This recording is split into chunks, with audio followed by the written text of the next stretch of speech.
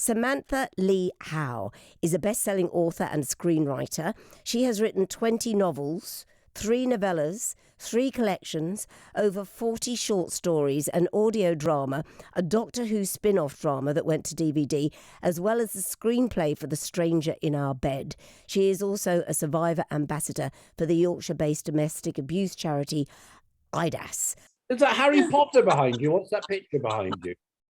No, it's not actually. It's a painting of one of my books. It's the original art from one of my book covers.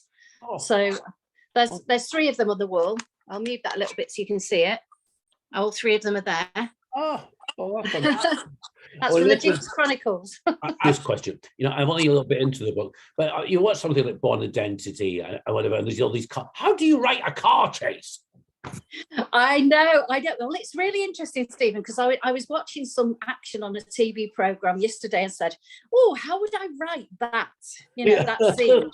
And really, what it is a lot of it unfolds behind my eyes, like a film, anyway. And what I do is I try and translate it and turn it into words. Not easy, because sometimes it can come out a little bit too, forced, but I think the idea is just to put imagery into people's heads to imagine that there's this fight scene or there's a car chase. Put those moments in that you would particularly notice on a film. That's what I try and do. I'm really fascinated by this research area that you've done. Is just tell us more about how you approached it and where did you even start? Well, originally I started just by Googling, and then I got an introduction to somebody who was really helpful. And this person has become a consultant. He is a consultant and does actually talk to writers, a lot of writers, I think, about this and helps writers. He's given me a lot of information, just even casual comments about, how spies do the wet work. It's like a word like that, wet work. Oh yes, we know what that means. And even thinking about how it is to one of the great things he said to me once is that he said that when somebody is where they shouldn't be and they're carrying a clipboard and wearing a hard hat, nobody ever queries who they are and what they're doing there because they're technically hiding in plain sight.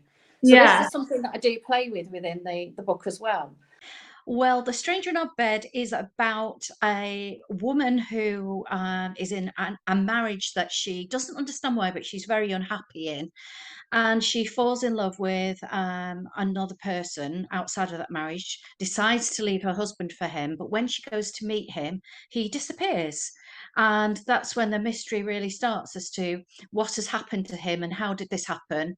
And that's interweaved with this very complicated relationship she has with her husband, which is sort of somewhat abusive and also a little bit codependent, which, a lot of these relationships do end up being about. So it's one of those stories that it's a domestic noir, and it's very much about domestic violence and the multi-levels in which that can take place. Well, the thing that attracts any actor is the quality of the writing. And it was lovely in the middle of the pandemic to receive a really well-crafted script. It's a very good story. It has wonderful twists and turns. You really don't know where it's going. And the winner is The Stranger in Our Bed.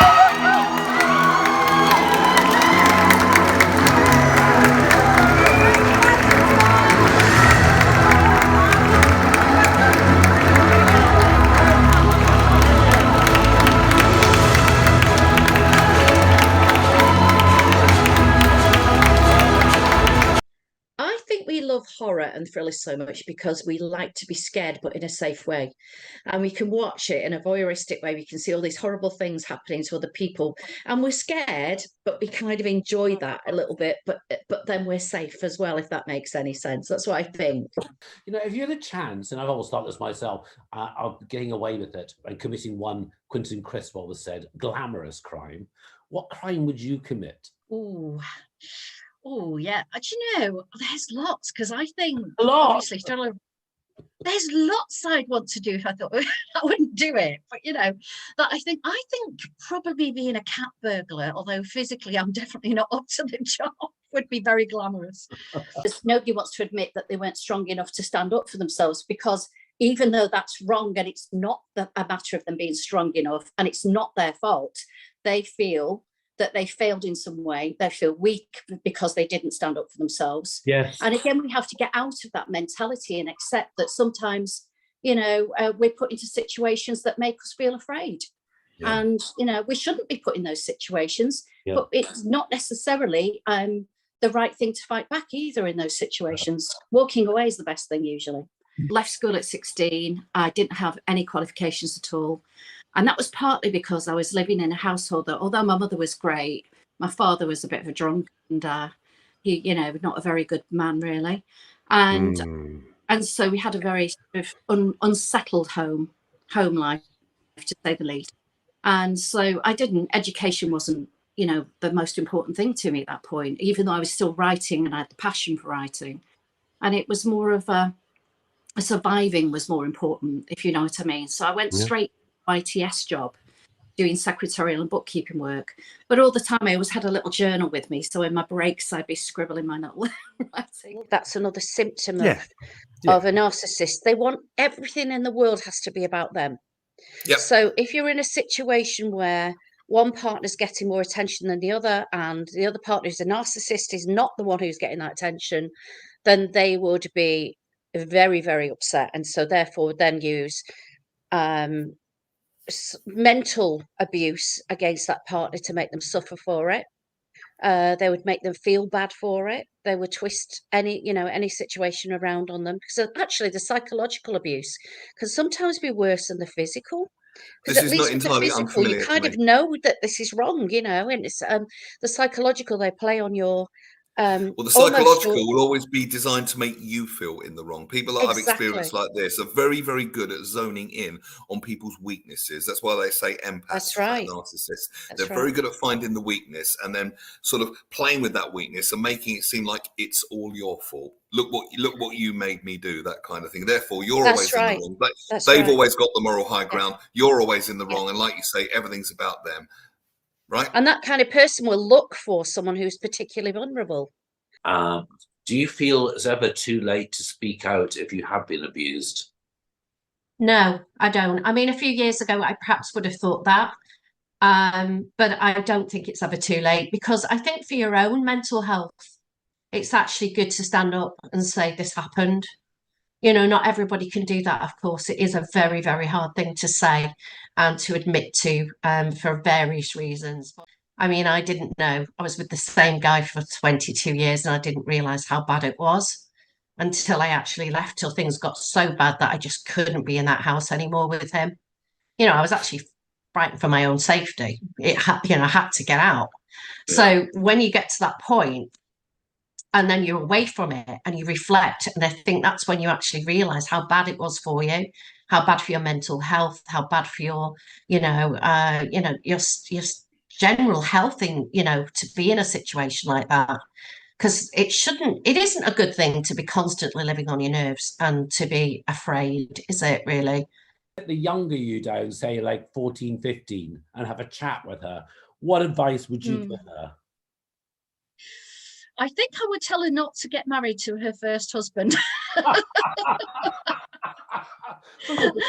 only trouble is I wouldn't then have my lovely daughter. So it would be a bit of a, I'd have to weigh that one up.